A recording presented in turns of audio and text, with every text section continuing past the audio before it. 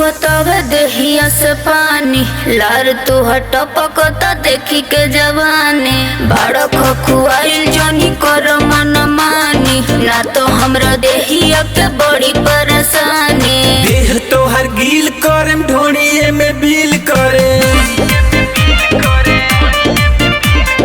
देह तोहर ढील करम ढोड़िए में बिल करे। छुअतावे देहिया से पानी लार तुहर टपकता देखी के जवानी बड़ा खखुआइल जनी कर मन मानी ना तो हमरा देहिया के बड़ी परेशानी। देह तोहर ढील करम ढोड़िए में बिल करे, देह तोहर ढील करम ढोड़िए में बिल करे।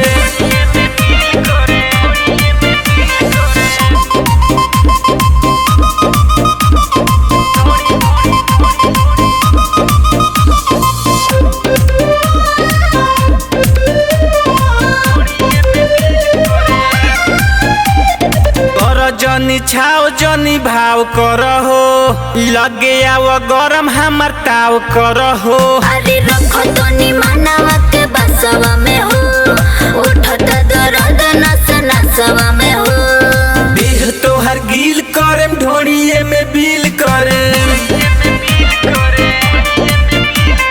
देह तोहर ढील करम ढोड़िए में बिल करे।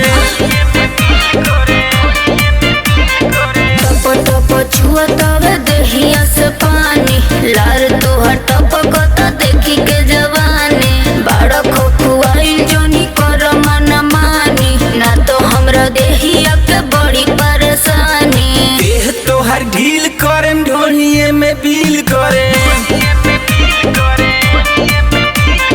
देह तोहर ढील करम ढोड़िए में बिल करे।